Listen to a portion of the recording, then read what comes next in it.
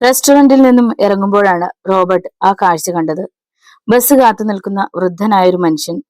നരച്ച മുടിയും താടിയും, കഷണ്ടി ആക്രമിക്കാൻ തുടങ്ങിയിരിക്കുന്ന തല, മെലിഞ്ഞ ശരീരം. റോബർട്ട് സൂക്ഷിച്ചു നോക്കി. തനിക്ക് തെറ്റിയിട്ടില്ല, നാരായണേട്ടൻ. റോബർട്ട് വേഗം അയാൾക്ക് അരികിലേക്ക് ചെന്നു. ബസ്സിൽ കയറാൻ തുടങ്ങിയ അയാളുടെ കയ്യിൽ പിടിച്ച് പിന്നിലേക്ക് വലിച്ചു. ഏയ്, ആരാ? കൈവിട്! അയാൾ തിരിഞ്ഞു നോക്കി. ഒരു നിമിഷം സ്തബ്ധനായി നിന്നുപോയി. നാരായണേട്ടനല്ലേ? റോബർട്ട് ചോദിച്ചു. അതെ, പക്ഷേ എനിക്ക് അങ്ങോട്ട് ഓർമ്മ വരുന്നില്ല. അയാളുടെ മുഖം കണ്ടപ്പോൾ ഓർത്തെടുക്കാൻ ശ്രമിക്കുകയായിരുന്നെന്ന് റോബർട്ടിന് തോന്നി. മനസ്സിലായില്ലല്ലോ. പ്രായം ഒരുപാടായില്ലേ, അതാവും. ഞാൻ പറയാം നാരായണേട്ടാ, നമുക്ക് അങ്ങോട്ട് മാറി നിന്ന് സംസാരിക്കാം. വരൂ. റോബർട്ട് അയാളുടെ കൈ പിടിച്ചുകൊണ്ട് റെസ്റ്റോറന്റിലേക്ക് കയറി. എനിക്ക് ചായയൊന്നും വേണ്ട, അയാൾ പറഞ്ഞു. തിരക്കില്ലാത്ത ഒരു മൂലയിൽ അവർ ഇരുന്നു. ഇനി എന്നെ പരിചയപ്പെടുത്താം. ഞാൻ റോബർട്ട്. താഴത്തുപടിക്കൽ ശ്രീലതയെ കാണാൻ വരുമ്പോ നാരായണേട്ടൻ എത്രയോ വട്ടം എന്നെ സഹായിച്ചിട്ടുണ്ട്. ഗുരുവായൂരപ്പാ, റോബർട്ട്! എന്റെ മോനെ, എനിക്ക് മനസ്സിലായില്ല കേട്ടോ. ഈ വൃദ്ധനോട് ക്ഷമിക്ക്. റോബർട്ടിന്റെ കൈ കൂട്ടിപ്പിടിച്ച് നാരായണേട്ടൻ കരഞ്ഞു.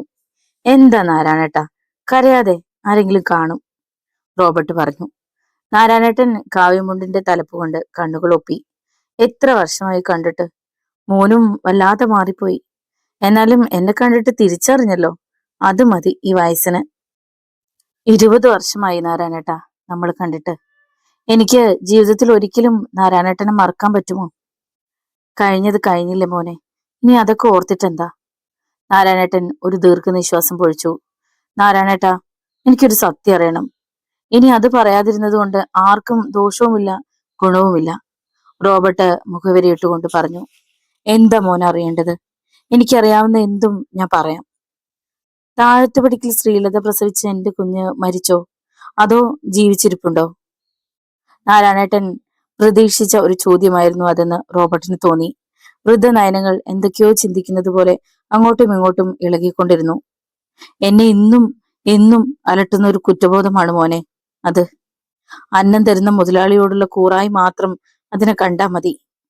ആ കുഞ്ഞ് ജീവിച്ചിരിപ്പുണ്ട്. സത്യമാണോ? റോബർട്ടിന്റെ രോമങ്ങൾ പിടഞ്ഞുണർന്നു. അതേ മോനെ, നിന്റെ കുഞ്ഞു മരിച്ചിട്ടില്ല. അതൊരു പെൺകുഞ്ഞായിരുന്നു, അമ്മയെപ്പോലെ സുന്ദരി. ഞാനും ശ്രീലതയുടെ അച്ഛനും കൂടിയാണ് ആ ചോര കുഞ്ഞിനെ കൈമാറിയത്. ആർക്ക്? ആർക്കാണ് നിങ്ങൾ എന്റെ മോളെ കൊടുത്തത്? അനാഥാലയത്തിന്, ദേവമാത ഓർഫനേജ്. മദറിന്റെ കയ്യിലേക്ക് കുഞ്ഞിനെ വച്ചു കൊടുത്തത് എന്റെ ഈ കൈകളാണ്.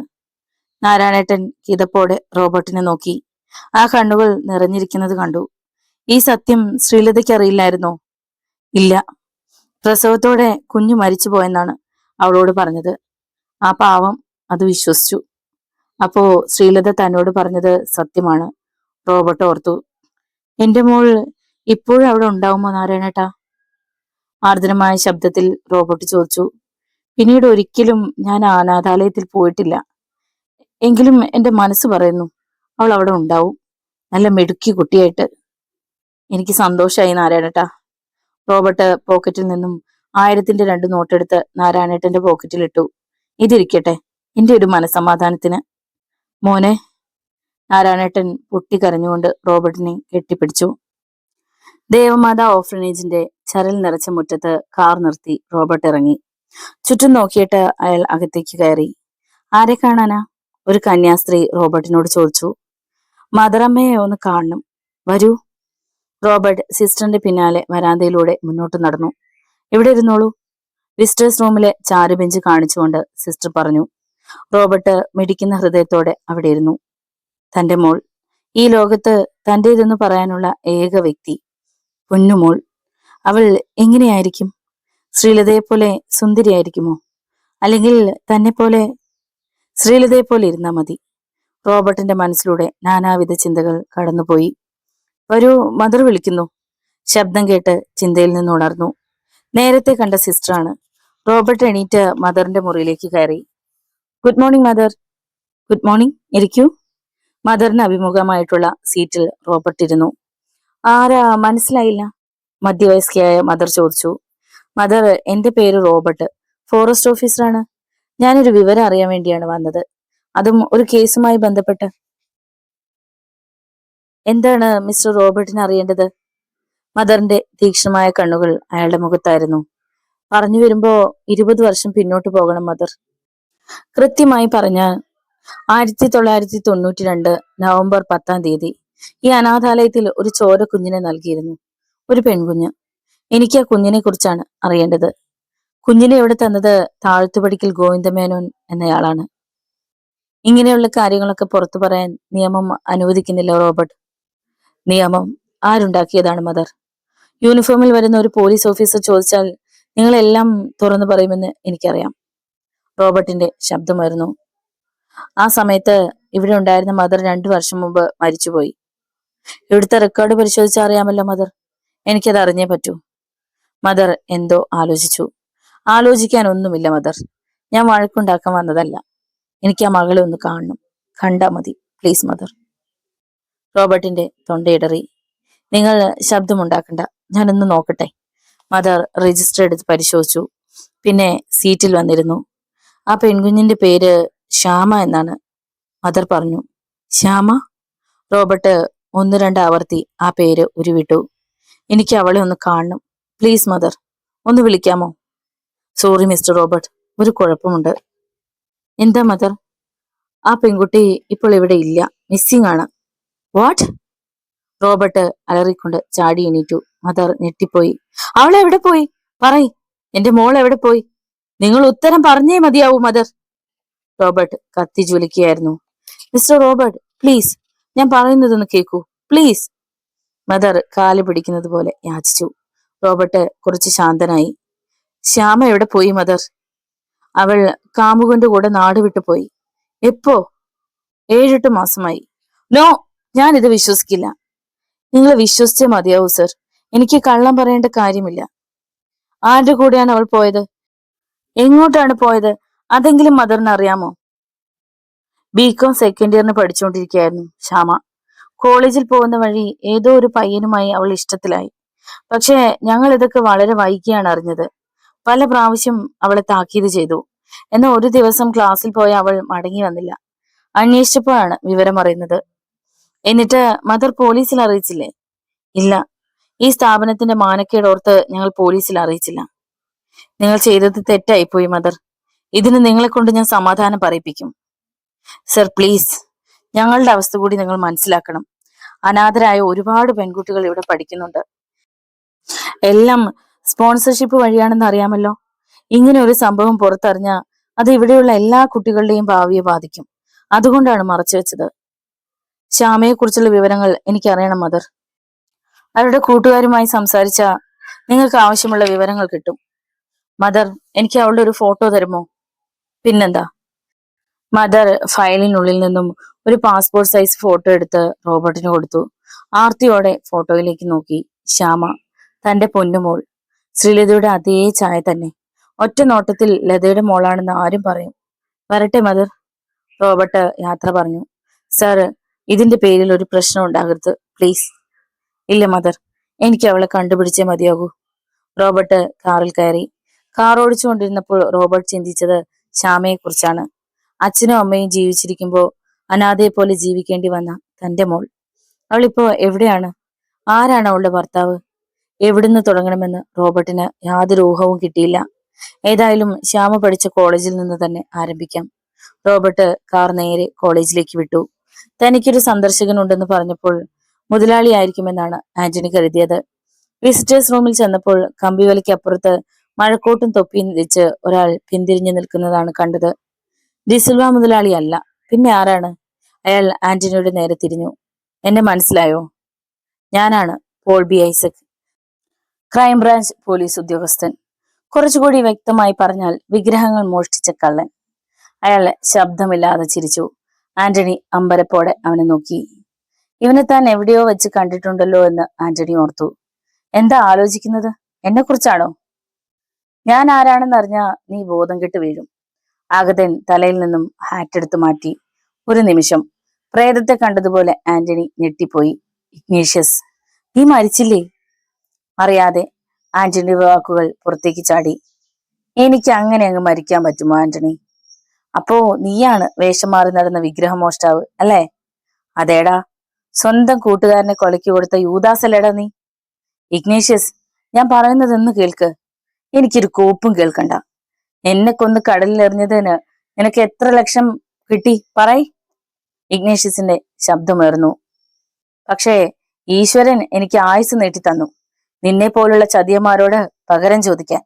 നിനക്ക് വേണ്ടി ഞാനൊരു കടാര സൂക്ഷിച്ചു വെച്ചിരുന്നു. പക്ഷെ അതിനു മുമ്പ് എന്റെ സ്റ്റെല്ലയെ കൊന്നിട്ട് നീ ഇതിനകത്തായി. വിടില്ല നിന്നെ ഞാൻ, കാത്തിരുന്നു. ഇഗ്നേഷ്യസ്, സ്റ്റെല്ലയെ ഞാൻ കൊന്നിട്ടില്ല, എനിക്കൊന്നും അറിയില്ല.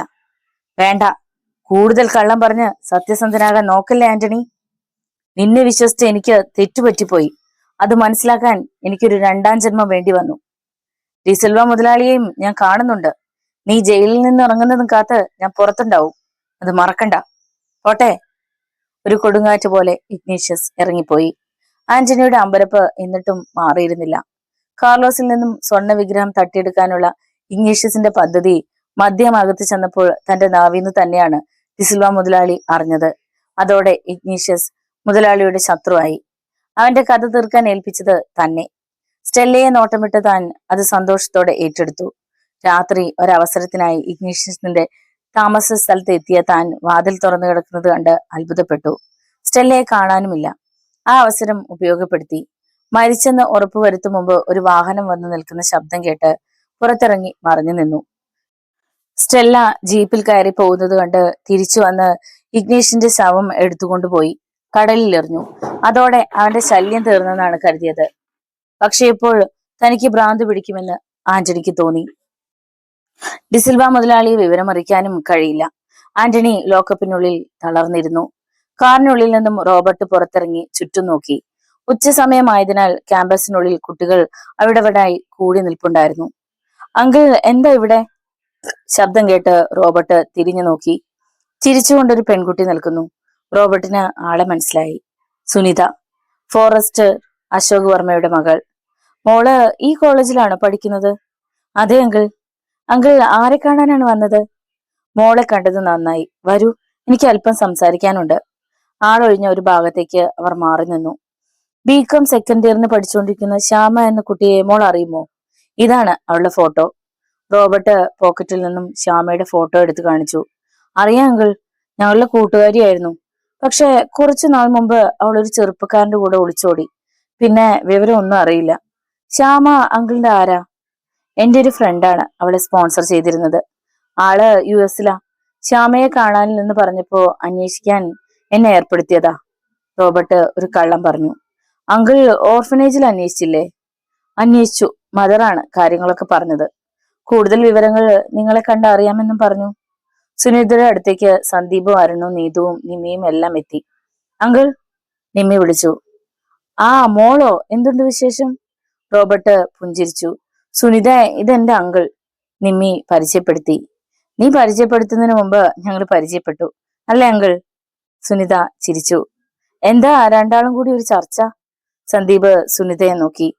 അങ്കിൾ ശ്യാമയെ കുറിച്ച് അന്വേഷിക്കാൻ വന്നതാ, സുനിത പറഞ്ഞു. ശ്യാമയെ വിവാഹം കഴിച്ച ചെറുപ്പക്കാരന്റെ പേരോ അഡ്രസ്സോ നിങ്ങൾക്കറിയാമോ? റോബർട്ട് അവരെ മാറി മാറി നോക്കി. സന്ദീപ് അരുണിനെ നോക്കി കണ്ണിറുക്കി. റോബർട്ട് അത് കാണുകയും ചെയ്തു. ഞങ്ങൾക്ക് അറിയില്ല അങ്കിൾ, അരുൺ പറഞ്ഞു. അവൻ പറഞ്ഞത് കള്ളമാണെന്ന് മുഖഭാവത്തിൽ നിന്നും റോബർട്ട് മനസ്സിലാക്കി. ഏതോ സൂപ്പർ മാർക്കറ്റിലെ ജോലിക്കാരനാണെന്നാ ശ്യാമ പറഞ്ഞത്. ഓർമ്മയിൽ പരതിയിട്ട് സുനിത പറഞ്ഞു. കുട്ടികളിൽ നിന്നും തനിക്ക് അനുകൂലമായ വിവരങ്ങളൊന്നും കിട്ടില്ലെന്ന് റോബർട്ടിന് മനസ്സിലായി. അവർ എന്തോ തന്നിൽ നിന്നും മറയ്ക്കുന്നുണ്ട്. അത് കണ്ടെത്തണം.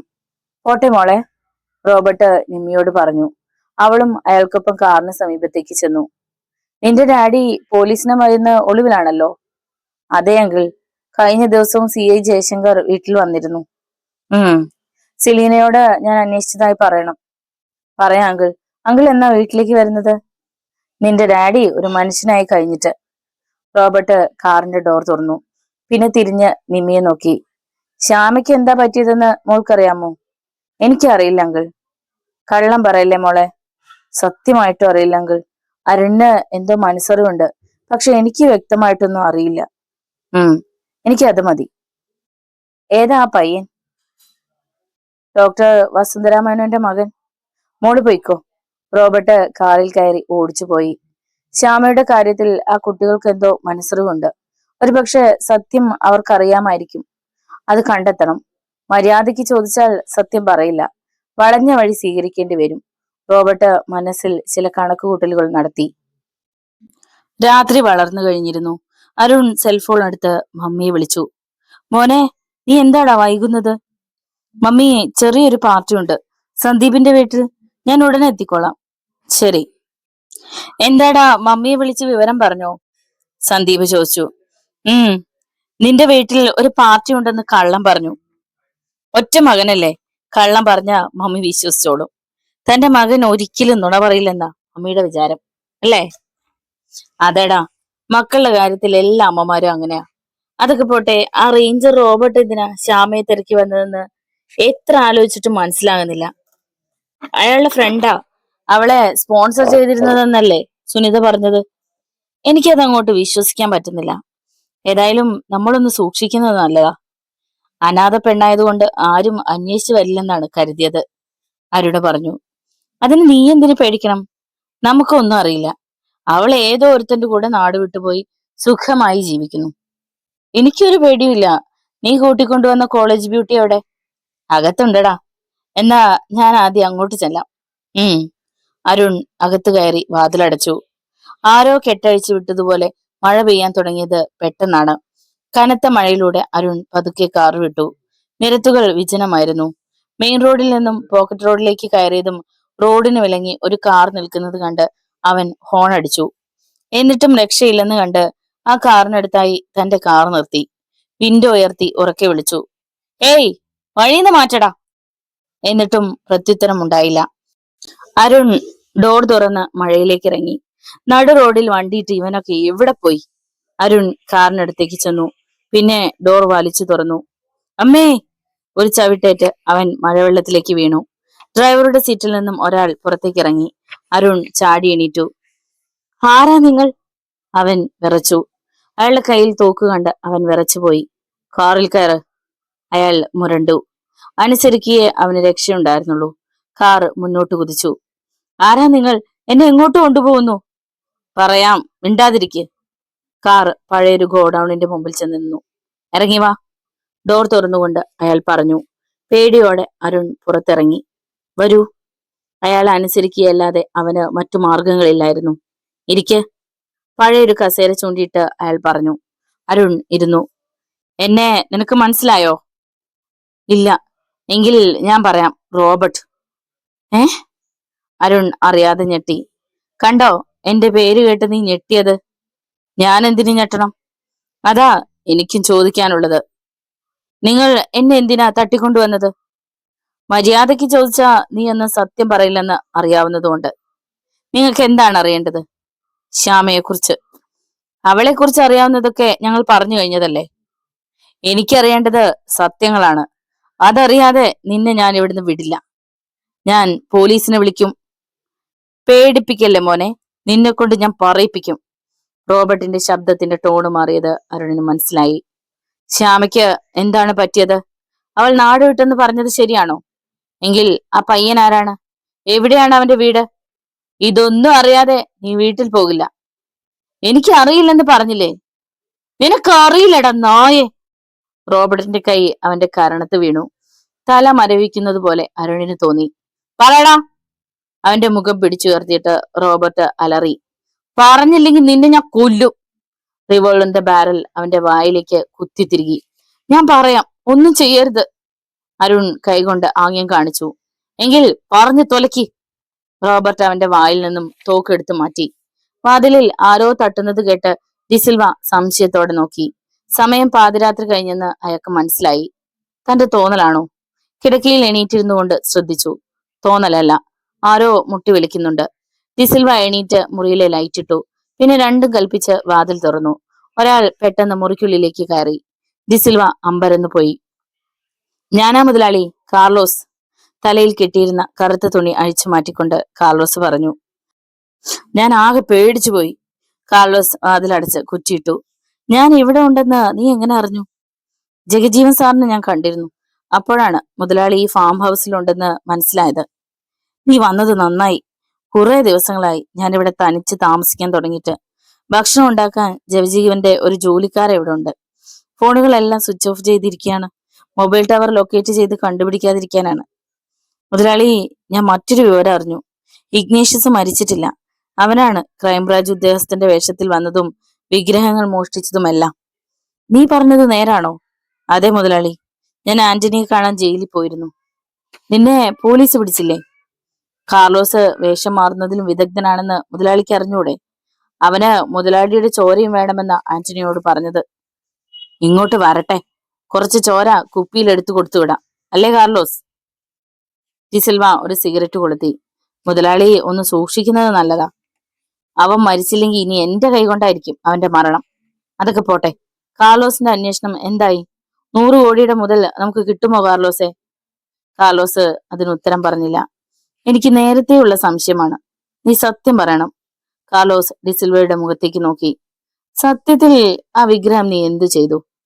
ഞാൻ പറഞ്ഞതൊക്കെ സത്യമാ മുതലാളി. മുതലാളി എന്നെ തെറ്റിദ്ധരിക്കുമെന്ന് അറിയാവുന്നതുകൊണ്ടാ ഞാൻ മുതലാളിയുടെ കണ്ണിൽ പെടാതെ നടന്നത്. ആ വിഗ്രഹം കണ്ടെടുത്ത് എന്റെ നിരപരാധിത്വം തെളിയിക്കണമെന്ന് ആഗ്രഹിച്ചത്. കാർലോസ് ചതിയനും വഞ്ചകനും കൊലപാതകയുമാണെങ്കിലും മുതലാളിയെ ഞാൻ ചതിക്കില്ല. നിന്നെ ഞാൻ വിശ്വസിക്കുന്നു. എങ്കിൽ ഒരു കാര്യം നമുക്ക് ഉറപ്പിക്കാം. ആ ശവശരീരം കുഴിച്ചിട്ടവന് വിഗ്രഹവും കിട്ടിയിട്ടുണ്ട്. അവൻ അത് ആർക്കും കൊടുത്തിട്ടില്ല. ഇപ്പോഴും അവന്റെ കയ്യിൽ തന്നെ ഉണ്ടാവും. ശരിയാണ് മുതലാളി, എന്റെ വിശ്വാസവും അത് തന്നെയാണ്. അത് ആരുടെ അസ്ഥികൂടമാണെന്ന് പോലീസ് അന്വേഷിക്കുന്നുണ്ട്. അവർ ആ സത്യം കണ്ടെത്തുന്നതിന് മുമ്പ് നമുക്കത് കണ്ടുപിടിക്കണം കാർലോസ്. മുതലാളി, പക്ഷേ നമ്മൾ പോലീസിന്റെ നോട്ടപ്പുള്ളികളായ സ്ഥിതിക്ക് അത് അത്ര എളുപ്പമാണെന്ന് തോന്നില്ല. ഇതിന് ജഗജീവന്റെ സഹായം നമുക്ക് വേണ്ടിവരും. നമുക്ക് വേണ്ടി പ്രവർത്തിക്കാൻ ഒരാളെ ഏർപ്പെടുത്തി തരണമെന്ന് ഞാൻ അവനോട് നേരത്തെ പറഞ്ഞിട്ടുള്ളതാ. ഒന്നുകൂടി അത് ഓർമ്മപ്പെടുത്തണം. നാളെ ഇങ്ങോട്ട് വരുന്നുണ്ട്, അപ്പോൾ സംസാരിക്കാം. കാർലോസ് പോയി കിടന്നോളൂ, നേരം പുലരാറായി. കൂട്ടുവായിട്ടുകൊണ്ട് ഡിസിൽവ പറഞ്ഞു. അപ്പോൾ ഫാം ഹൗസിന് പിന്നിൽ ഒരു നിഴൽ ചലിച്ചു. കാർലോസിനെ പിന്തുടർന്നു വന്ന പോലീസുകാരനായിരുന്നു അത്. അയാൾ മൊബൈൽ ഫോൺ എടുത്ത് CI ജയശങ്കറിന്റെ നമ്പർ അമർത്തി. ശ്യാമ ഇപ്പോൾ എവിടെയുണ്ട്? റോബർട്ട് അരുണിനോട് തിരക്കി. അവളിപ്പോ ജീവിച്ചിരിപ്പില്ല. എന്ത്? ഷോക്ക് അടിച്ചതുപോലെ റോബർട്ട് ധരിച്ചുപോയി. നീ പറഞ്ഞത് സത്യമാണോ? വിശ്വാസം വരാത്ത മട്ടിൽ റോബർട്ട് അവനെ തുറച്ചു നോക്കി. അതെ. അപ്പോ നാട് വിട്ടെന്ന് പറഞ്ഞത്? അതൊരു കള്ളക്കഥയായിരുന്നു. ഇന്റെ മോനെ, എന്നെ ഞാൻ കൊല്ലും! റോബർട്ട് അവന്റെ കഴുത്തിന് കുത്തിപ്പിടിച്ചു. അരുൺ ശ്വാസം കിട്ടാതെ പറഞ്ഞു. ഞാനല്ല അവളെ കൊന്നത്. പിന്നെ ആരാണ്? സന്ദീപ്. സന്ദീപോ? ആരാടവൻ? എന്റെ കൂട്ടുകാരൻ. എല്ലാം എനിക്കറിയണം. ഒന്നും വിട്ടുപോകാതെ പറയും, എന്നിട്ട് തീരുമാനിക്കാം നിന്നെ ജീവനോടെ വിടണോ വേണ്ടയോ എന്ന്. റോബർട്ടിന്റെ മുഖത്തെ മാംസപേശികൾ വലിഞ്ഞു മുറുകി. അയാളുടെ അന്നേരത്തെ ഭാവം കണ്ടപ്പോൾ തന്നെ കൊന്നുകളയാനും മടിക്കില്ലെന്ന് അരുണിന് തോന്നി. അവന്റെ നാവിന്റെ കെട്ടഴിഞ്ഞു. സൂപ്പർ മാർക്കറ്റിന്റെ മാനേജറായിരുന്ന വിനോദുമായി ശ്യാമ പ്രണയത്തിലായി. വിനോദ് സന്ദീപിന്റെ അച്ഛന്റെ സുഹൃത്തിന്റെ മകനായിരുന്നു. അവർ തമ്മിൽ പരിചയക്കാരും. വിനോദിന്റെ സ്നേഹം പരിശുദ്ധമാണെന്ന് ശ്യാമ കരുതി.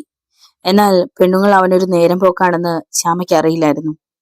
തന്ത്രങ്ങൾ മെനഞ്ഞത് സന്ദീപും വിനോദും കൂടിയാണ്.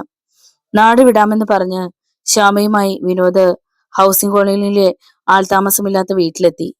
അവിടെ സന്ദീപും ഞാനും ഉണ്ടായിരുന്നു. അന്ന് രാത്രി എല്ലാവരും കൂടെ അവളെ ആക്രമിച്ചു. ഒടുവിൽ ശ്യാമ മരിച്ചു. ശവം ആരും അറിയാതെ മൈതാനത്ത് കുഴിച്ചു മൂടി. അവൾ നാടുവിട്ടെന്ന് കോളേജിലും അനാഥാലയത്തിലും വാർത്ത പ്രചരിപ്പിച്ചത് ഞാനും സന്ദീപും കൂടിയായിരുന്നു. അരുൺ പറഞ്ഞു തീർന്നതും റോബർട്ടിന്റെ തൊഴിയേറ്റ് കസേരയോടെ തെറിച്ചുപോയി. നിന്നെയൊക്കെ വെട്ടിയരിഞ്ഞ് പട്ടിക്കിട്ട് കൊടുത്താലും എന്റെ കളി തീരില്ലടാ. റോബർട്ട് തോക്കെടുത്ത് അരുണിന് നേരെ ചൂണ്ടി.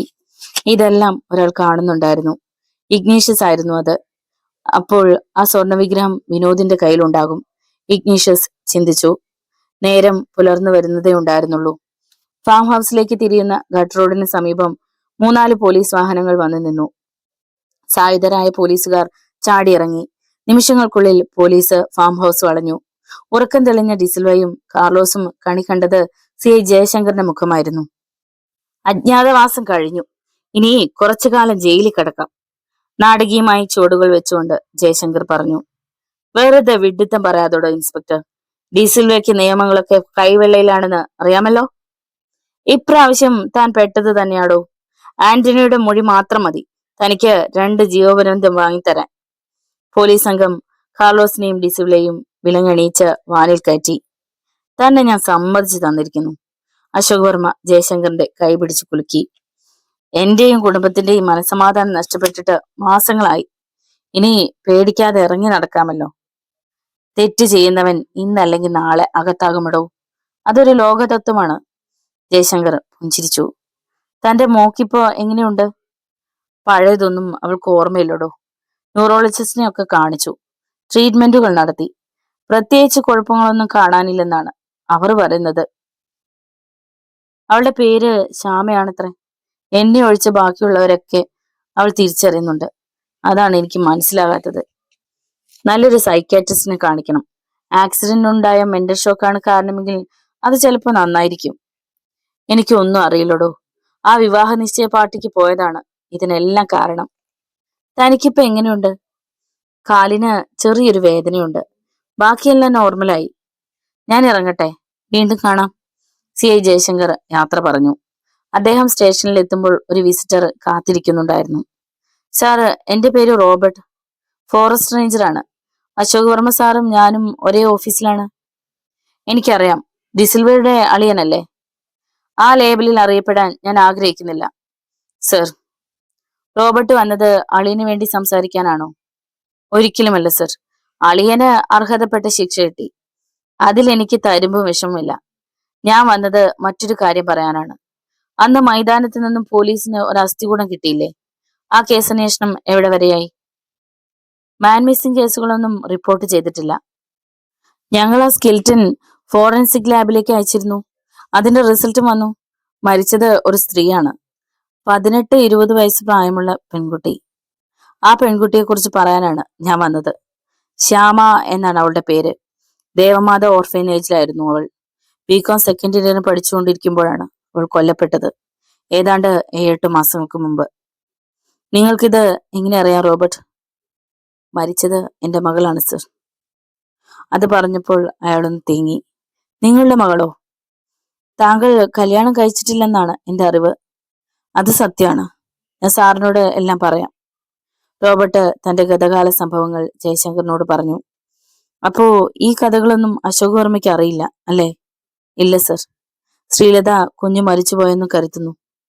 നേരെ മറിച്ചാണ് സംഭവിച്ചതെന്ന് അറിഞ്ഞെങ്കിൽ ലത നിങ്ങൾക്ക് വേണ്ടി കാത്തിരുന്നേനെ അല്ലേ? അറിയില്ല സർ. ഒരുപക്ഷെ അന്നത്തെ അവളുടെ സാഹചര്യമായിരിക്കും അവളെ മറ്റൊരു കല്യാണത്തിന് പ്രേരിപ്പിച്ചത്. ചിലപ്പോ നിങ്ങളെക്കുറിച്ച് യാതൊരു വിവരവും കിട്ടാതെ വന്നപ്പോ അവൾ വർമ്മയുടെ മുമ്പിൽ തലകുനിച്ചതായിരിക്കും. അതാണ് സത്യം. ഒരു അപകടത്തിൽപ്പെട്ട് 6 മാസത്തോളം ഞാൻ അബോധാവസ്ഥയിൽ അന്യനാട്ടിലെ ആശുപത്രി കിടക്കയിലായിരുന്നു. ഗർഭിണിയായ ലതയെ വിവരം അറിയിക്കാൻ കഴിഞ്ഞില്ല. എന്റെ കുഞ്ഞ് ജീവിച്ചിരിക്കുന്നുവെന്ന് അദൃശ്യമായ ഏതോ ഒരു ശക്തി എന്നോട് മന്ത്രിച്ചുകൊണ്ടിരുന്നു. അതായിരുന്നു എന്റെ ശക്തി. 20 വർഷമായി ഞാൻ അന്വേഷിച്ചു നടന്ന സത്യവും അതായിരുന്നു. എന്റെ കുഞ്ഞ്. ഒടുവിൽ ഞാനത് കണ്ടെത്തി. സുന്ദരിയായ എന്റെ മോൾ ജീവിച്ചിരിക്കുന്നുവെന്ന്. പക്ഷെ അവസാന നിമിഷം ആ സത്യമറിഞ്ഞ് ഞാൻ ഞെട്ടിപ്പോയി സർ. ജീവനോട് ഒരു നോക്ക് കാണാൻ കഴിയുന്നതിന് മുമ്പ് അവളെ പിച്ചി ചീന്തി കൊന്നുകളഞ്ഞു. ആരാണ് നിങ്ങളെ മോളെ അപായപ്പെടുത്തിയത്? അതിലൊരുത്തനെ ഞാൻ കെട്ടിയിട്ടിട്ടുണ്ട്. അവന്റെ നാവിൽ നിന്നാണ് സത്യങ്ങൾ അറിഞ്ഞത്. റോബർട്ട് ഉണ്ടായതെല്ലാം ജയശങ്കറിനോട് പറഞ്ഞു. പോക്കറ്റിൽ നിന്നും ശ്യാമയുടെ ഫോട്ടോ എടുത്തു കാണിച്ചു. ശ്രീലതയ്ക്ക് 20 വയസ്സുള്ളപ്പോഴത്തെ ഫോട്ടോ പോലെയുണ്ട്. സർ, തൽക്കാലം ഇതൊന്നും വർമ്മ അറിയണ്ട. ഇനി ഒരു കുടുംബം തകർന്നതിന്റെ പാപഭാരം കൂടി തലയിലേറ്റാൻ വയ്യ. ഇല്ലടോ, നമ്മൾ രണ്ടുപേരല്ലാതെ മൂന്നാമതൊരാൾ ഇതറിയില്ല. ഒരു പരാതി എഴുതി തന്നോളൂ. മറ്റു കാര്യങ്ങൾ മുറ പോലെ നടക്കും. സമൂഹത്തിലെ ഉന്നതന്മാരുടെ മക്കളാണ് ഇതിന് പിന്നിലുള്ളത്. അവരെ വെറുതെ വിടരുത് സർ. ഇല്ല, നിയമപരമായി തന്നെ അവരെ നേരിടും. ശ്യാമയുടെ പ്രായത്തിലുള്ള ഒരു മോൾ എനിക്കും ഉണ്ടടോ. ഞാൻ ഇറങ്ങട്ടെ സർ. എന്തെങ്കിലും ആവശ്യമുണ്ടെങ്കിൽ ഞാൻ താങ്കളെ വിളിക്കും. റോബർട്ട് പറഞ്ഞ കാര്യങ്ങളായിരുന്നു ജയശങ്കറിന്റെ മനസ്സിൽ. ശ്യാമ, ഈ പേര് താൻ എവിടെയോ കേട്ടിട്ടുണ്ടല്ലോ. പെട്ടെന്നാണ് ഒരു മിന്നൽ പോലെ വർമ്മ പറഞ്ഞത് ജയശങ്കർ ഓർത്തത്. വർമ്മയുടെ മകൾ സുഷമ താൻ ശ്യാമയാണെന്നും ശ്രീലത തന്റെ അമ്മയാണെന്നും പറഞ്ഞ കാര്യമായിരുന്നു അത്. സുഷമേ, നീ ഭക്ഷണം കഴിക്കാൻ വരുന്നില്ലേ? സുനിത അനുജത്തിയുടെ അടുത്തേക്ക് ചെന്നു. എനിക്ക് വേണ്ട ചേച്ചി. അവൾ തലയിളക്കി. എന്താ മോളെ നിനക്ക് പറ്റിയത്? സുനിത അവളുടെ അടുത്തിരുന്ന് വാത്സല്യത്തോടെ കവിളിൽ തലോടി. അപ്പോൾ അവളുടെ മിഴികൾ അറിയാതെ നിറഞ്ഞു. ചേച്ചി എന്തിനാ കരയുന്നത്? എനിക്ക് കുഴപ്പമൊന്നുമില്ലല്ലോ. അവൾ ചിരിക്കാൻ ശ്രമിച്ചു. നിനക്ക് എന്തോ കുഴപ്പമുണ്ട്. നീ ഞങ്ങളുടെ സുഷമയല്ല. അത് ചേച്ചിക്ക് ഇപ്പോഴാണ് മനസ്സിലായത്. ഞാൻ ശ്യാമയാണ്, സുഷമയല്ല. ശ്യാമയോ? ഏത് ശ്യാമയുടെ കാര്യമാണ് നീ എപ്പോഴും പറയുന്നത്? ചേച്ചിയുടെ കോളേജിൽ പഠിക്കുന്ന ശ്യാമ, സെക്കൻഡ് ബികോമിലെ ശ്യാമ. ആ ശ്യാമ ഏതൊരു പയ്യന്റെ കൂടെ ഒളിച്ചോടി പോയില്ലേ? ഇല്ല ചേച്ചി, ആ ശ്യാമയെ ചതിക്കുകയായിരുന്നവർ. ആര്? വിനോദ്, സന്ദീപ്, പിന്നെ ചേച്ചിയുടെ അരുൺ. ഇല്ല, നീ എന്തൊക്കെയോ പിച്ചും പേയും പറയുന്നു. ഞാൻ പറയുന്നത് സത്യമാ ചേച്ചി. നാട് വിടാമെന്ന് പറഞ്ഞ് വിനോദ് എന്നെ കൂട്ടിക്കൊണ്ടുപോയത് ആൾപ്പാർപ്പില്ലാത്ത വീട്ടിലേക്കായിരുന്നു. അവിടെ അരുണും ആനന്ദും ഉണ്ടായിരുന്നു. എല്ലാം അവർ പ്ലാൻ ചെയ്തതായിരുന്നു.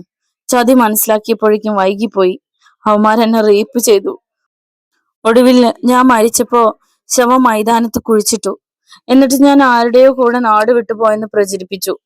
സുഷമയുടെ മുഖഭാവം മാറിയത് പെട്ടെന്നായിരുന്നു. അതുകണ്ട് സുനിത പേടിച്ചു. മമ്മി, ഓടിവാ! അവൾ നിലവിളിച്ചു. അപ്പോഴേക്കും സുഷമ നിലത്തേക്ക് വീണിരുന്നു. എന്താ മോളെ? ശ്രീലത ഓടി വന്നു. സുഷമ തലചുറ്റി വീണു മമ്മി. വേഗം കുറച്ച് വെള്ളം എടുത്തോണ്ട് വാ. സുനിത അകത്തേക്ക് ഓടി. എനിക്ക് കുഴപ്പമൊന്നുമില്ല മമ്മി. ഞാൻ മമ്മയുടെ സുഷമ അല്ല, ശ്യാമയാണ്. മമ്മയുടെ മോൾ താഴത്തുപടിക്കൽ ഗോവിന്ദമേനോന്റെ ശ്രീലതയ്ക്ക് റോബോട്ടിലുണ്ടായ മകൾ. ഏ? ശ്രീലത ഞെട്ടിപ്പോയി. ഇതുവരെ ആരും അറിയാത്ത രഹസ്യം തന്റെ മകൾ പറഞ്ഞിരിക്കുന്നു. ഇവളിതെങ്ങനെ അറിഞ്ഞു? സുഷമ അബോധാവസ്ഥയിൽ എന്ന പോലെ പറഞ്ഞുകൊണ്ടിരുന്നു. മുത്തച്ഛൻ ജനിച്ച ഉടനെ എന്നെ ദേവമാത ഓർഫനേജിലാക്കി. മമ്മിയോട് ഞാൻ പ്രസവത്തോടെ മരിച്ചുപോയെന്നും പറഞ്ഞു. 2 വർഷം മുമ്പ് ദേവമാതയിലെ മദർ മരിക്കും മുമ്പ് എന്നോട് എല്ലാ രഹസ്യവും പറഞ്ഞു. എന്റെ അമ്മയെയും അനുജത്തിമാരെയും ഞാൻ മനസ്സിലാക്കി. സുനിതയിൽ നിന്ന് അമ്മയുടെ ഫോട്ടോ ഞാൻ കണ്ടു.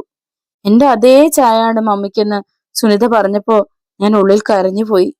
എന്റെ മമ്മിയെ കാണാൻ മോഹിച്ചിരുന്ന ഞാൻ ഒരു ചതിയിൽപ്പെട്ട് മരിച്ചു. ഇനി ഒരിക്കലും എന്റെ മമ്മിയുടെ സ്നേഹം എനിക്ക് കിട്ടില്ലെന്ന് അറിഞ്ഞപ്പോ എന്റെ ആത്മാവിന് പോകാൻ കഴിഞ്ഞില്ല. സത്യം എങ്ങനെയെങ്കിലും മമ്മിയെ അറിയിക്കണമെന്ന് കരുതി. അതിനുവേണ്ടിയാണ് സുഷമയുടെ ശരീരത്തിൽ ഞാൻ കയറിയത്. എന്റെ ഡാഡി എന്നെക്കുറിച്ച് എല്ലാം അറിഞ്ഞു കഴിഞ്ഞപ്പോഴേക്കും ഞാൻ ഈ ലോകത്തു നിന്നും എന്നേക്കുമായി അകന്നു പോയി കഴിഞ്ഞിരുന്നു. എങ്കിലും ഇത്രയും ദിവസം ഞാൻ എന്റെ മമ്മിയുടെ സ്നേഹവും സാമീപ്യവും നുകർന്നു. ഡാഡിയെ കണ്ട എല്ലാ കാര്യവും മമ്മി പറഞ്ഞു കൊടുക്കണം. സുഷമയുടെ ശരീരം വെട്ടിവിയർത്തു. കണ്ണുകൾ മേപ്പോളിയിലേക്ക് മറിഞ്ഞു. മോളെ! ശ്രീലത നിലവിളിച്ചു. സുനിത വെള്ളവുമായി ഓടി വന്നു. നിലവിളി കേട്ട് അശോക് വർമ്മയും റീനയും എത്തി. അശോകേട്ടാ, നമ്മുടെ മോൾ! എന്തു പറ്റി മോക്ക്? എനിക്കറിയില്ല, വിളിച്ചിട്ടും മിണ്ടുന്നില്ല. ഹോസ്പിറ്റലിലേക്ക് വിളിക്ക്. വർമ്മ ഫോൺ ചെയ്യാനായി ഓടി. മുറിക്കുള്ളിൽ ഒരു മന്ദമാരുതൻ തത്തി കളിക്കുന്നത് പോലെ അവർക്ക് തോന്നി. ജനാല കർട്ടനുകൾ കാറ്റിൽ ഇളകി. പിന്നെ അതും നിശ്ചലമായി. മോളെ! ശ്രീലത സുഷമയുടെ ദേഹത്ത് കൈവച്ച് നോക്കി. ആ ശരീരം തണുത്ത് വിറങ്ങലിക്കാൻ തുടങ്ങിയിരുന്നു. 1/2 മണിക്കൂറിനുള്ളിൽ സുഷമയെ ഹോസ്പിറ്റലിൽ എത്തിച്ചു. Sorry mister Varma, she's no more. എന്റെ മോളെ! ശ്രീലത പൊട്ടിക്കരഞ്ഞുകൊണ്ട് അദ്ദേഹത്തേക്ക് വീണു. CI ജയശങ്കറോട് സുഷമ പറഞ്ഞ കാര്യങ്ങൾ സുനിത പറഞ്ഞു. ഇതിൽ എന്തെങ്കിലും സത്യമുണ്ടോ സർ? അന്ന് മൈതാനത്ത് നിന്ന് കിട്ടിയ സ്കെലറ്റൻ ശ്യാമയുടേതാണോ സർ? അതെ, അത് മാത്രമല്ല, ശ്യാമയുടെ കൊലപാതകളെ പോലീസ് ഐഡന്റിഫിക്കേഷൻ ചെയ്തു കഴിഞ്ഞു. അരുൺ, വിനോദ്, സന്ദീപ്, ഇവരൊക്കെ മോൾ അറിയുമല്ലോ അല്ലേ? ജയശങ്കർ പുഞ്ചിരിച്ചു. ഷോക്ക് അടിച്ചതുപോലെ തറിച്ചു നിൽക്കുകയായിരുന്നു സുനിത. അപ്പോൾ സുഷമയിൽ കുടിയേറിയിരുന്നത് ശ്യാമയുടെ ആത്മാവായിരുന്നു. ഇങ്ങനെയൊക്കെ സംഭവിക്കുമോ? ചില കഥകളിലും സിനിമകളിലും കണ്ടിട്ടുണ്ട്. പക്ഷെ ഇപ്പോ അവക്കൊന്നും മനസ്സിലായില്ല. ശ്യാമയുടെ ആത്മാവായിരുന്നു സുഷമയുടെ ശരീരത്ത് ഇത്രയും നാളുണ്ടായിരുന്നത്. കാറിൽ ടിപ്പർ ലോറി ഇടിച്ച അന്ന് തന്നെ സുഷമ മരിച്ചിരുന്നു. ഡോക്ടർ രവിചന്ദ്രൻ മരണം ഉറപ്പിച്ചതുമാണ്. പിന്നെ ഓർക്കാപ്പുറത്തായിരുന്നു സുഷമയ്ക്ക് ജീവൻ തിരിച്ചു കിട്ടിയത്. അന്നു മുതൽ അവൾ താൻ ശ്യാമയാണെന്നായിരുന്നു പറഞ്ഞുകൊണ്ടിരുന്നത്. കൂട്ടി വായിക്കുമ്പോൾ ഒരു കാര്യം ഉറപ്പാണ്. മരിക്കുന്നതിന് മുമ്പ് അവൾക്ക് അമ്മയെ കാണാൻ സാധിച്ചില്ല. ആത്മാവായിട്ടെങ്കിലും അവൾ തന്റെ ആഗ്രഹം നടപ്പിലാക്കി. അമ്മയെയും സഹോദരിമാരെയും കണ്ട് മടങ്ങിപ്പോയി. CI ജയശങ്കർ തന്റെ അനുമാനങ്ങൾ റോബോട്ടിനോട് പറഞ്ഞു. സാറ് പറഞ്ഞതിനോട് ഞാനും യോജിക്കുന്നു. ആ സത്യം തിരിച്ചറിഞ്ഞില്ലെങ്കിലും സുഷമയിലൂടെ ശ്യാമയുടെ ആത്മാവ് എല്ലാം വ്യക്തമാക്കി തന്നേനെ. ശരിയാണ് റോബർട്ട്, അവളുടെ കൊലയാളികളെ അവൾ നമുക്ക് ചൂണ്ടിക്കാണിച്ചു തന്നു. എന്താണ് അവൾക്ക് പറ്റിയതെന്നും ഒരുപക്ഷെ ആ സത്യം ആദ്യമേ താങ്കൾ കണ്ടെത്തിയില്ലായിരുന്നെങ്കിൽ സുഷമ പറയുന്നത് ഒരു മാനസിക രോഗിയുടെ ജൽപ്പനങ്ങളായി നമ്മൾ തള്ളിക്കളഞ്ഞേനെ. ശരിയല്ലേ? തീർച്ചയായും സർ. റോബർട്ട്, നിങ്ങൾ ശ്രീലതയെ കാണണം, അവളെ ആശ്വസിപ്പിക്കണം. താങ്കൾക്ക് അവിടെ ചെല്ലാൻ സ്വാതന്ത്ര്യമുണ്ടല്ലോ. ശ്രമിക്കാം സർ. റോബർട്ട് പുഞ്ചിരിച്ചു. എക്സിക്യൂട്ടീവ് എഞ്ചിനീയർ രാമനാഥന്റെ വീട്ടിൽ ആരും ഉറങ്ങിയിരുന്നില്ല. ഏക മകൻ വിനോദിനെ ശ്യാമ കൊലക്കേസിൽ അറസ്റ്റ് ചെയ്തതിന്റെ വിഷമത്തിലായിരുന്നു കുടുംബാംഗങ്ങൾ. CI ജയശങ്കറിന്റെ ജീപ്പ് പോർച്ചിൽ വന്നു നിന്നു. എനിക്കൊരു കാര്യം അറിയാനുണ്ട്, ജയശങ്കർ രാമനാഥനോട് പറഞ്ഞു. ഇനി താങ്കൾക്ക് എന്താണ് അറിയേണ്ടത്? ഇവിടെ ഒരു വിഗ്രഹമുണ്ടോ? ശ്രീകൃഷ്ണ ഭഗവാന്റെ സ്വർണ്ണ വിഗ്രഹം. ഒരെണ്ണമുണ്ട്. അത് സ്വർണ്ണ വിഗ്രഹമല്ല, രാമനാഥന്റെ ഭാര്യ പറഞ്ഞു. എവിടെയാണത്? പൂജാമുറിയിലാണ്. അതൊന്ന് എടുത്തുകൊണ്ടുവരാമോ? ലക്ഷ്മി പൂജാമുറിയിൽ നിന്നും ശ്രീകൃഷ്ണ ഭഗവാന്റെ വിഗ്രഹം എടുത്തുകൊണ്ടുവന്നു. ജയശങ്കർ അത് വാങ്ങി തിരിച്ചു മറിച്ചു നോക്കി. നല്ല കനമുണ്ട്. സാധാരണ പ്ലാസ്റ്റർ ഓഫ് പാരീസിൽ തീർത്ത വിഗ്രഹങ്ങൾക്ക് ഇത്രയും വെയിറ്റ് ഉണ്ടാകാറില്ല. ഒരു കത്തി തരാമോ? രാമനാഥൻ സംശയത്തോടെ CIയെ നോക്കി. ലക്ഷ്മി ഫ്രൂട്ട്സ് മുറിക്കുന്ന കത്തി എടുത്തു കൊടുത്തു. ജയശങ്കർ വിഗ്രഹത്തിൽ കത്തി കൊണ്ട് കുത്തി നോക്കി. പുറമേയുള്ള കോട്ടിംഗ് പൊളിഞ്ഞുപോയി. മൈ ഗോഡ്, ജയശങ്കർ അറിയാതെ പറഞ്ഞുപോയി. ഡിസിൽവ തേടി നടന്ന 100 കോടി വിലയുള്ള സ്വർണ്ണ വിഗ്രഹം. കാർലോസിന്റെ കയ്യിൽ നിന്നും നഷ്ടപ്പെട്ട വിഗ്രഹം. എന്താ സർ, കുഴപ്പം എന്തെങ്കിലും ഉണ്ടോ? ജയശങ്കർ പറഞ്ഞ വിവരം കേട്ട് രാമനാഥനും കുടുംബവും അന്താളിച്ചു നിന്നുപോയി. തൽക്കാലം ഇത് പോലീസ് കസ്റ്റഡിയിൽ ഇരിക്കട്ടെ. ജയശങ്കർ ജീപ്പിൽ കയറി. ജീപ്പ് ഗേറ്റിലേക്ക് വരുമ്പോൾ ഹെഡ്ലൈറ്റിന്റെ പ്രകാശത്തിൽ ഒരാൾ മതിൽ ചാടി കടക്കുന്നത് ജയശങ്കർ കണ്ടു. വണ്ടി നിർത്ത്, അദ്ദേഹം ഡ്രൈവറോട് പറഞ്ഞു. CI ചാടി ഇറങ്ങി. പിന്നെ ചെടികൾക്കിടയിലൂടെ ഓടി. ദൂരെ ഒരു രൂപം ചലിക്കുന്നത് കണ്ടു. നിൽക്കവിടെ, I will shoot you, Jayashankar revolver വലിച്ചെടുത്തുകൊണ്ട് പറഞ്ഞു. അടുത്ത നിമിഷം അടിയേറ്റ് ജയശങ്കർ നിലത്ത് വീണു. തോക്ക് തെറിച്ചുപോയി. ആ വിഗ്രഹം കൊണ്ടുപോകാൻ ഞങ്ങൾ സമ്മതിക്കില്ല, അതെനിക്ക് വേണം, നിഴൽരൂപം അലറി. പിന്നെ ജീപ്പിന് നേരെ ഓടി. വിഗ്രഹം ജീപ്പിലാണെന്ന് ഞെട്ടലോടെ ജയശങ്കർ ഓർത്തു. അദ്ദേഹം ചാടി എണീറ്റു. തെറിച്ചുപോയ തോക്ക് തിരഞ്ഞു. ആ സമയം മഴക്കോട്ടും തൊപ്പിയും ധരിച്ച അജ്ഞാതൻ പോലീസ് ജീപ്പിന്റെ ഡ്രൈവറെ ഇടിച്ചു തെറിപ്പിച്ചു. പിന്നെ വണ്ടിക്കുള്ളിൽ നിന്ന് സ്വർണ്ണ വിഗ്രഹം കയ്യിലെടുത്തു. ആ കാഴ്ച കണ്ട് മറ്റുള്ളവർ അമ്പരന്ന് നിൽക്കുകയായിരുന്നു. ഇതിനു വേണ്ടി ജീവിതം തെളിച്ചവനാണ് ഞാൻ, ഇത് ഞാൻ കൊണ്ടുപോകും, ഒരു കടാര എടുത്ത് വീശിക്കൊണ്ട് അയാൾ അലറി. പിന്നെ വിഗ്രഹവുമായി ഗേറ്റിലേക്ക് കുതിച്ചു. മുന്നിലൊരു ഇരുമ്പുമറയിൽ തട്ടിയതുപോലെ അവൻ പെട്ടെന്ന് നിന്നു. CI ജയശങ്കർ തൊട്ടടുത്ത് നിൽക്കുന്നു, കയ്യിൽ സർവീസ് റിവോൾവർ. ഓടരുത്, വെടിവെക്കും. ഇല്ല സർ, നിങ്ങൾക്ക് എന്നെ ഒന്നും ചെയ്യാൻ കഴിയില്ല. അയാൾ ഓടാനാഞ്ഞതും ജയശങ്കർ നിറയൊഴിച്ചു. കാൽമുട്ടിന് വെടിയേറ്റ് അവൻ നിലത്ത് വീണു. വിഗ്രഹം തെറിച്ച് ജയശങ്കറിന്റെ കാൽച്ചോട്ടിലേക്ക് വീണു. ഡോണ്ട് മൂവ്, വിഗ്രഹം എടുത്തുകൊണ്ട് CI പറഞ്ഞു. കോൺസ്റ്റബിൾ അവനെ പിടിച്ച് ബന്ധിച്ചു. തലയിലെ തൊപ്പി എടുത്തു മാറ്റി. ഇഗ്നീഷ്യസ്, എനിക്കറിയാമായിരുന്നു നീ ആയിരിക്കുമെന്ന്. ഇനി കൂട്ടുകാർക്കൊപ്പം ജയിലിൽ കിടന്ന് ഭാവി പരിപാടികൾ ആസൂത്രണം ചെയ്യാം. അറസ്റ്റ് ചെയ്യും. പോലീസ് ജീപ്പ് രാത്രിയുടെ നെഞ്ചിലൂടെ പാഞ്ഞുപോയി. റോബർട്ട് കാർ റോഡ് സൈഡിൽ ഒതുക്കിയിട്ട ശേഷം ഗേറ്റ് തുറന്ന് അകത്തേക്ക് കയറി. പൂച്ചെടികളിൽ ഹോസ് പൈപ്പ് ഉപയോഗിച്ച് നനച്ചുകൊണ്ടിരുന്ന ശ്രീലത ഗേറ്റ് തുറക്കുന്ന ശബ്ദം കേട്ട് തിരിഞ്ഞു നോക്കി. റോബർട്ടിനെ കണ്ടതും ആ മുഖം വിടർന്നു. പൈപ്പ് താഴെയിട്ട് സാരിത്തുമ്പിൽ കൈ തുടച്ചുകൊണ്ട് അവൾ ഓടി വന്നു. വരുമെന്ന് ഞാൻ പ്രതീക്ഷിച്ചിരുന്നു, കാമുകന്റെ വരവ് കാത്തിരുന്ന കാമുകിയെ പോലെ ലത പറഞ്ഞു. എവിടെ വർമ്മ സാറ്? അശോകേട്ടനും കുട്ടികളും ടൗണിലേക്ക് പോയതാണ്. കയറിയിരിക്കുന്നില്ലേ? ഇല്ല, ലതയോട് ചിലത് സംസാരിക്കാനുണ്ടായിരുന്നു. എനിക്കറിയാം, നമ്മുടെ മോളെക്കുറിച്ചല്ലേ. ശ്രീലത വിതുമ്പിപ്പോയി. കരയാതെ, ഇനി കരഞ്ഞതുകൊണ്ട് എന്ത് പ്രയോജനം?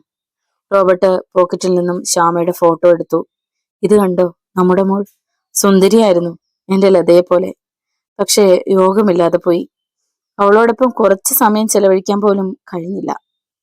റോബർട്ട് നെടുവീർപ്പിട്ടു. ലത ഫോട്ടോ വാങ്ങി നോക്കി.